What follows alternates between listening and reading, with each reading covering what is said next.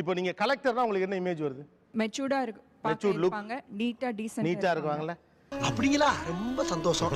இப்போ ப்ரொஃபஷனலா இருப்பாங்க அப்படின்றது இருக்கும் லுக். இல்ல அவங்க தலையில பூ இருக்கா? உனக்கு எதுக்கு சொல்லணும்?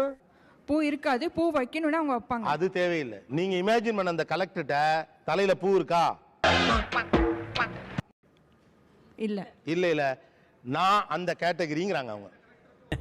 தம்பி சொல்றது வேடிக்கையா இருக்கு. ப்ரொஃபஷனலிசம்ன்னும் போது ப்ரொஃபஷனுக்குள்ள இப்போ பூ வச்சுக்கிறாங்கன்றது அது அவங்களுடைய தனிப்பட்ட விருப்பம் சார். என்ன இல்லாம நம்மளை பத்தி பேசுறாங்க.